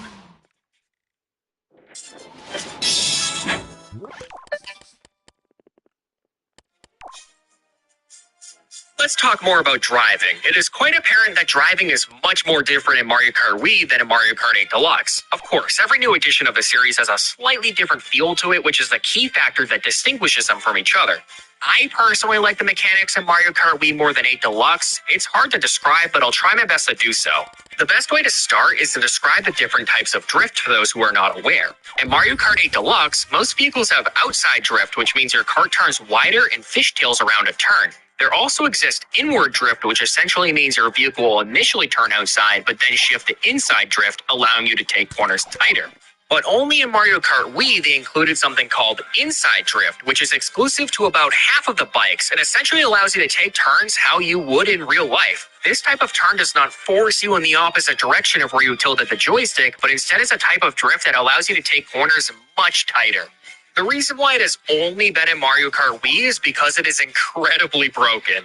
Think of it logically. Which path gets around a corner quicker? This or this? You're able to take turns as tight as you want, which saves so much time compared to the outside drifting vehicles. The only downside of these vehicles is they cannot produce a longer orange mini turbo since they are bikes, but being able to take turns almost twice as fast more than makes up for it. This is why in Mario Kart Wii, bikes rule the game, as karts are almost completely obsolete due to their inferior drifting method. Now, I know this isn't all relevant to Mario Kart 8 Deluxe since it does not have this style of drift in the game, but the foundation of my argument here is just the difference between how the two games control. Due to the inclusion of inside drift, Mario Kart Wii feels much more natural and like you have significantly more control over your vehicle. The turning more mimics how you would turn if you're driving a car, as you're not fishtailing when turning onto another street, but rather taking the turn in a more angular approach. When I play Mario Kart Wii, I feel like I have so much more control over my bike, and I'm able to make those quick corrections with my driving or take those last-minute turns. You don't have to turn as early as you have to with outside drift, therefore you can maximize your top speed for a little bit longer on straightaways. All of this contributes to a more positive feeling with the mechanics of the game and makes me feel more responsible for my driving than in 8 Deluxe. While I'm not saying that controls or drifting in Mario Kart 8 Deluxe are bad, they just feel more stiff and less open than they do in Wii, restricting me to drive a specific way. Even comparing the outside drifting karts in Mario Kart Wii to the ones in 8 Deluxe, it feels like I have more control over the ones in Wii and that my movements are more sensitive and aligned with how far I aim the joystick. The two games also have a completely different style of play with approaching races. In Mario Kart Wii, you wheelie on straightaways to reach top speed and take turns as tight as possible, a very linear and typical way of playing a racing game. However, in Mario Kart 8 Deluxe, the strategy is to go for coins. Your coin total adjusts how fast your car can go, with 10 coins giving you about a 6.5% increase in your top speed. Because of that, it is very crucial to make sure your coin total is as high as possible. So it is advised that you drive out of your way to collect coins so you can in turn drive faster in the long run. It's always been weird to me that you have to take awkward and weird routes just to collect coins instead of taking the best lines and driving the track as fast as possible. I don't know, I never really liked the coin mechanic, and I think Mario Kart was better without it. I really hope coins don't make a reappearance in the next game, but other than coins, the most important stat in the game is not your speed, weight, or handling, but rather your mini turbo. That is because mini turbos are very powerful in 8 Deluxe, and if you crank out enough of them, you're outspeeding even the fastest cars in the game. So it is also optimal to produce as many mini turbos as possible so you can go as fast as you can. That's where the technique of snaking comes in, which is the method of drifting back and forth to chain mini turbos on straightaways. Now, snaking isn't faster on all combos in 8 Deluxe, but definitely is a legitimate approach to the game if you get good at it. Overall, I just feel like the mechanics and how much control I have over the vehicle is better in Mario Kart Wii than it is in 8 Deluxe. Of course, this is a matter of personal opinion, and some of you may feel the opposite way, but I feel like Mario Kart Wii nailed the controls for how karts and bikes should operate in the series.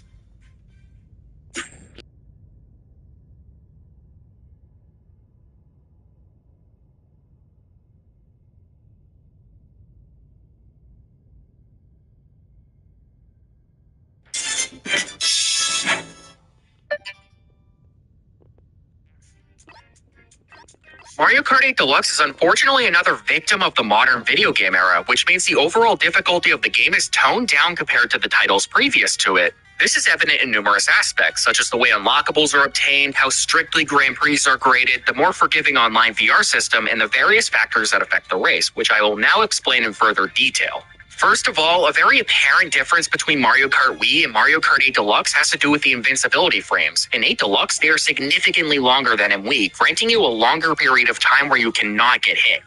When you get hit by an item, the game gives you a solid few seconds where you cannot get hit by any subsequent item. This rule applies for all items, even the blue shell. So a common strategy among 8 Deluxe players is to intentionally hit a banana right before the blue shell is about to hit you in order to dodge the blue shell and thus save more time.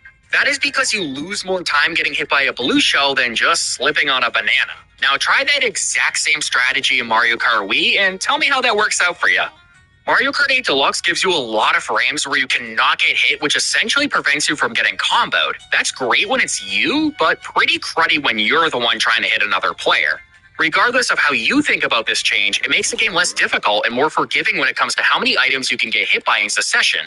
Next, we got respawn time. Mario Kart Wii is pretty punishing if you fall off a track, as your character falls pretty far down before the screen blacks out and Lakitu respawns you. It's about a 5-second time loss. When you drive off the road in Mario Kart 8 Deluxe, Lakitu immediately catches you and drops you back on the track in exchange for 3 coins. The time loss is about half of Mario Kart Wii's, clocking in at about 2.5 seconds. Again, this is another change that lowers the difficulty during a race. You are also able to keep your item if you fall off in 8 Deluxe. Meanwhile, in Wii, you lose it. That also applies to getting hit by bullets, stars, or course obstacles. You, for some reason, don't lose your item. But in Wii, if you get hit by any of those things, you instantly lose what you have in your inventory. The off-road is quite different in Mario Kart 8 Deluxe than it is in Mario Kart Wii. In Mario Kart 8 Deluxe, if you continuously hop, you lose minimal speed in the off-road. That strategy is used quite a bit when it comes to shortcuts or bypassing certain turns. In Mario Kart Wii, you lose practically all of your speed in the off-road. Depending on the card, of course. You're not able to continue charging your mini turbo for a bit as you could in 8 Deluxe, so there's less incentive to go off-road unless you have a mushroom or other power item. So in turn, that changes a lot how races are played. The next less forgiving aspect in Mario Kart Wii are the wall physics. Simply put, if you bump into practically anything in Mario Kart Wii, you lose all of your speed and come to a stop. Even clipping the edge of an object can be devastating, as it will send you from 100 to 0 in a split second. In Mario Kart 8 Deluxe, and this is one of my biggest grievances of the game, if you bump into an object, you have a chance of being sent 90 degrees in the opposite direction, nearly at full speed. If that doesn't happen to you, you typically don't lose much speed when bumping into a wall, which allows you to recover much easier. Also, when it comes to obstacles in both games, Mario Kart Wii has a much more punishing collision animation, resulting in a longer loss in time. All of these factors point towards Mario Kart 8 Deluxe overall being a more forgiving game than Mario Kart Wii when it comes to accidents players make in a race. Between the quicker respawn time, more invincibility frames, easier off-road, and forgiving walls and obstacles, it cannot be argued that Nintendo didn't intentionally try to make 8 Deluxe a less punishing experience for players, and therefore a less challenging game. But your interpretation to whether that is a good thing or bad thing for the series is up to you and your taste in video games, as well as your thoughts on Nintendo's recent trend of making their games easier and more accessible to appeal to a broader, more casual audience. My 2 cents is I like how Mario Kart Wii is less forgiving and more punishing to the player. That's because I'm a gamer who likes challenge and likes when the games are less accommodating to mistakes. So I like how Mario Kart Wii punishes the player a bit because it's just a larger incentive for me to get better at the game and try harder. Lastly, to screw the cap on my argument, allow me to compare how Mario Kart 8 Deluxe adapted some of the courses that were originally from Wii and the difficulty they removed from it. Let's first start with Wario's Gold Mine, since that was in the original 48. Instead of you getting flipped in the air when colliding with a minecart as you would in Mario Kart Wii, they now give you a short boost, which removes a major obstacle from the track. In Coconut Mall, the descending escalators are much less punishing, and there is a major indication to which side is the correct side to take. They also removed one car from the end of the track, and they overall are easier to avoid. For Koopa Cape, they entirely removed the spinning electric obstacle that would zap you in the pipe section and replaced it with a spin boost pillar, which completely removes the challenge from that section. They also made the last waterfall less intense and not an instant death if you drove on it without a mushroom. I hate to bring up my favorite track in the entire series, but in Moonview Highway, the cars are much slower and there are fewer of them. And just like what I mentioned before, when you hit one, it's a less punishing collision than in Mario Kart Wii. At least they kept the bomb car, though. As a little side note, I remember as a kid I'd always refer to the bomb cars as the terrorists, which is something I probably shouldn't have done, but something I thought was funny regardless. I don't know, that's a little piece of trivia about who I am. And lastly, Rainbow Road, which was the last track to come out of the Booster Course bundle. And honestly, Wii's Rainbow Road felt like more of a finale to Mario Kart 8 Deluxe than the game's own Rainbow Road. The track is just that good. I actually really like it in 8 Deluxe, but I did realize them adding extra guardrails and widening the track, which kind of defeats the purpose of Rainbow Road, but that's Mario Kart 8 Deluxe for you.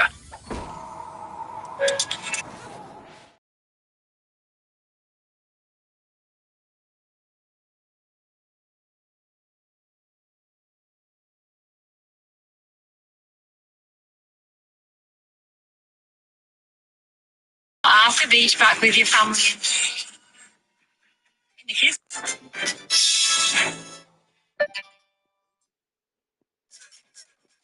This is going to be a bit of a shorter chapter, but I wanted to discuss the difference in shortcuts between the two games, as that is a key part of the game for more experienced players, and definitely an aspect that is very fun to learn.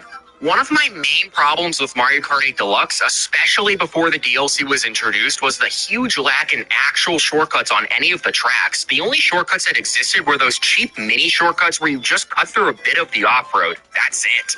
Mario Kart Wii has so many creative shortcuts, both intended by Nintendo or not. Those shortcuts not only took time, but a lot of precision to learn and would benefit you greatly if you can pull it off during a race. Take the Mushroom Gorge Gap Jump, for example. It's a pretty precise jump you need to take with a mushroom, but if you master it, that could be the difference between 6th place and 1st place at the end of the race. I can list a whole bunch of those type of shortcuts. Toad's Factory Lake Cut, DK Summit Single and Double Cut, Grumble Volcano Rock Hop, Delfino Square Dot Cut, and the Bowser's Castle 3 Corner Skip, for example. And that doesn't even cover the glitch shortcuts, which will be a whole nother chapter. All of these shortcuts require some or a lot of practice to perform, and they skip a significant portion of the track. And if you're the only one in the lobby who knows how to pull them off, the reward is extremely worth it. Mario Kart 8 Deluxe unfortunately doesn't have these types of creative shortcuts in the game, at least until they somewhat learn their lesson with the DLC. That's because of what the game deems out of bounds, and 8 Deluxe is not very flexible with that. On many tracks in 8 Deluxe, if you even go 1 inch off the track in an attempt to try to skip something, Lakitu immediately grabs you and puts you back on the track. The game really isn't too flexible or creative when it comes to allowing players to explore outside of the track, which is very much a shame. Fortunately, the DLC gave you a little more flexibility with shortcuts, but nothing to the extent Mario Kart Wii did. I like when games allow you to explore and try out things for yourself, and I feel like that's what Mario Kart Wii did really well. And again, all of those shortcuts in Mario Kart Wii adds to a completely new layer of the game. Being able to calculate whether it's worth it or not to take that big risk and attempt the shortcut is something crucial to experienced players. It gives you something to practice and get better at if you want to best your friends or opponents online, and really contributes to the more skill-dependent approach Mario Kart Wii has over Mario Kart 8 Deluxe.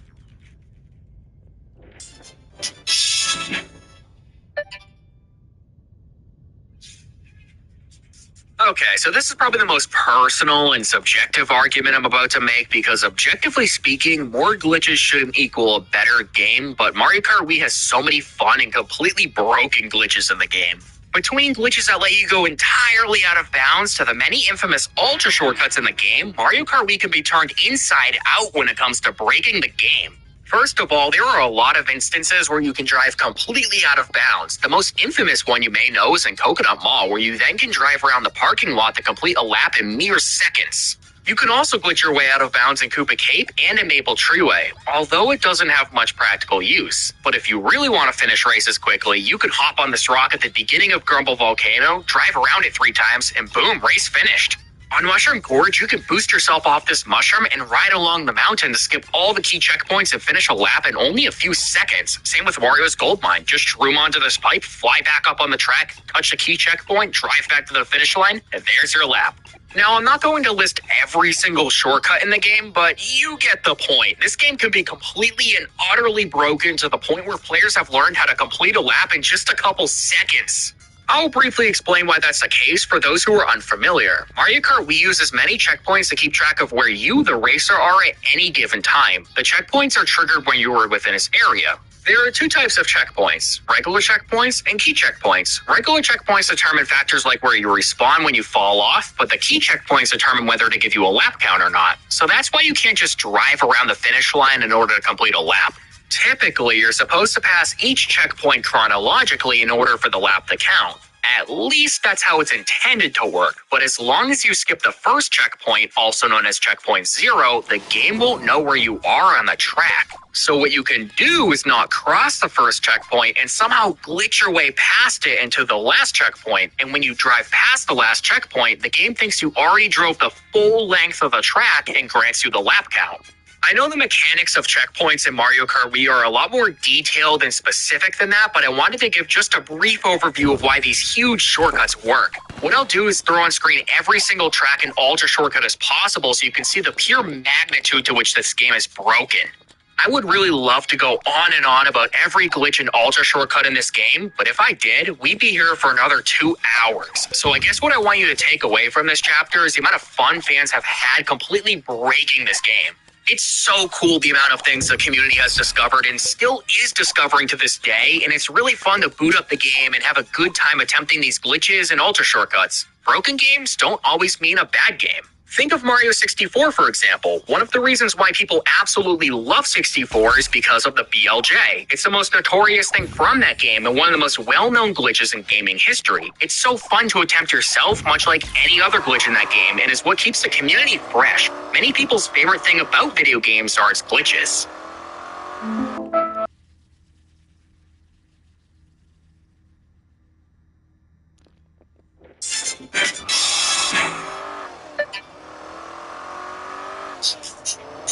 Let's switch the script here and be fair to both Mario Kart 8 Deluxe and Mario Kart Wii, because there are many things that 8 Deluxe does slightly or a lot better than Wii, and it wouldn't be fair for me to sweep those under the rug in order to make Wii look better. First, just the quantity. I know 8 Deluxe is a newer game with a longer shelf time, but the fact that the game has 96 tracks, 48 playable characters, and dozens of customizable vehicle parts should not be overlooked. That is absolutely massive. In fact, Mario Kart 8 Deluxe has Wii's entire roster of characters in all but 5 of its tracks. Nintendo really did put their all into this game and made sure that players were spoiled with content and options to choose from. It's incredible how many obscure characters I can play as, while also being able to experience older tracks in a modernized and revamped fashion. Next, battle mode in Mario Kart Wii kinda sucked, and the beloved mission mode from Mario Kart DS wasn't in the main game. Mario Kart 8 Deluxe, however, has an amazing battle mode. I wish there were more than 8 maps, but all 8 of them are very fun and unique to play on. Mario Kart 8 Deluxe has more than just balloon battle and coin runners, something Mario Kart Wii is limited to. Instead, it also has Bomb on Blast, Renegade Roundup, and my favorite, Shine Thief, which really adds to the variety and longevity of this mode. All 5 of those games are really fun to play and cycle between, making for hours of fun online or with friends. It's a nice refresher away from racing for first, and a way to just have silly, chaotic fun with a bunch of items, just like the game intended. Third, let's address the elephant in the room. Mario Kart Wii is extremely unbalanced. If you already couldn't tell, all karts and outside drifting bikes are completely obsolete if you want to go competitive. Inside drifting bikes, specifically the Flame Runner and Mach bike, rule this game and are really the only two viable options out of the dozens to choose from. That is why when you hop online, all you see is Funky Kong Flame Runner because that is the best character paired with the best vehicle. Now, I know Mario Kart 8 Deluxe does have a meta. I mean, Yoshi Teddy Buggy is everywhere, but it is way more balanced than Wii ever was. If you want to race with your wacky combo, you still can, and it won't be as hard for you to place well as it would be in Wii. But you at least have some degree of freedom in 8 Deluxe and don't have to run with the same combo everyone else is using for a chance of doing well in a higher skill lobby. And that plays well into my last point. Yes, Mario Kart 8 Deluxe does require a lot of skill and knowledge of the tracks as well. There, of course, is a very competitive scene in Mario Kart 8 Deluxe that requires a lot of tech with driving the tracks and with items. There are certain tracks where it is more optimal to bag for power items and use them at ending shortcuts. I personally don't like that style of play, but that doesn't make them any less skillful or practical on those tracks. There are a lot of various shortcuts or ways to drive a certain part of the track as fast as possible that require very frame-specific inputs to achieve, and I don't want this video to take away from that. So yes, Mario Kart 8 Deluxe is also very skill dependent, but less so than Mario Kart Wii in my opinion.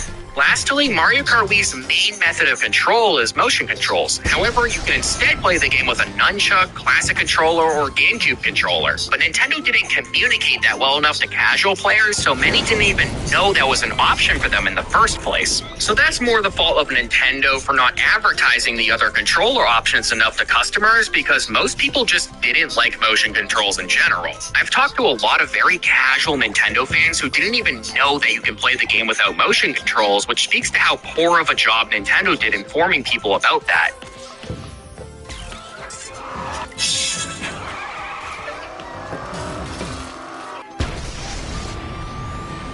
Okay, those are all the main points I wanted to hit in this video. Of course, I can expand on any or all of them, but I wanted to make sure that none of my arguments lingered on for too long. However, if I'm missing something that you have in mind, feel free to mention it in the comments. One last thing that I didn't mention that is weird about 8 Deluxe is that for each online race, you can only vote for one of 3 randomly selected tracks. In every other Mario Kart, you're able to vote for any track you want in the game. I always thought that was odd. But I'm not the only one who shares these mentioned opinions, as the Mario Kart Wii community is extremely large and active, even in 2025. I haven't directly mentioned it yet, but there are so many fan expansions of Mario Kart Wii, such as CTGP and Retro Rewind, that allow you to play hundreds of custom tracks, and you can still even play the game online today. Nintendo's online servers for the Wii have been discontinued since May 20th of 2014, but fans have made their own server through WeamFi that have been active ever since the normal servers shut down. Think of it, Nintendo servers only lasted 8 years until discontinued, and WeamFi has been active for 11 years and counting, so a longer lifespan than even Nintendo. This just shows how active and passionate this community is about a very cherished game, which is reflective of how good the game actually is. If you want to download any of these expansions, I'll be sure to leave a link to them in the description below. Overall, I really do believe Mario Kart Wii is the best game of the series. What primarily draws me to Mario Kart Wii over Mario Kart 8 Deluxe or any other modern Mario Kart game is the mechanics. I like the driving a lot better, and the controls just feel right to me. One other thing that really repels me away from 8 Deluxe is the overabundance of items in that game. I always feel like I'm getting hit by something random every 5 seconds, and the amount of red shells in that game is criminal. I never feel like I can breathe when I play 8 Deluxe, and I'm always asking myself, what the hell just hit me? But I know those are issues that may not be too much of a concern to other people, and I know a lot of people who really love 8 Deluxe and think Mario Kart is only getting better. It really comes down to preference, and my preference is the handling and feels of Mario Kart Wii, but I feel like the arguments I brought up were fair criticisms of why 8 Deluxe isn't all that. But if you have significant experience in 8 Deluxe and would like to weigh in, feel free to disagree with any of my arguments I made. But as of right now, I feel pretty confident in saying that Wii is definitely superior to 8 Deluxe. Finally, I didn't really want to have to say this, but it was a bit of an issue with my Sunshine video. If you disagree at all with myself or anyone else in the comments, please be respectful about it. I saw a lot of insults and rude behavior in my last video, which I don't tolerate here, so I ask to keep any and all disagreements civil, please. I'm going to end the video here, so thank you guys so much for watching as always, and let me know what you thought about this type of video. This game has always been a passion of mine, so I'm really glad I was able to compile everything I really felt strongly about into a video. I'm not going to cut a copy of 8 Deluxe in half like I did with Mario Sunshine, because I still do respect the game a little bit, but if it decides it wants to screw with me, then maybe I'll change my mind. Well guys, take care, God bless, and best of luck playing Mario Kart 8 Deluxe, because you'll definitely need it instead of skill. Alright, now screw off everyone.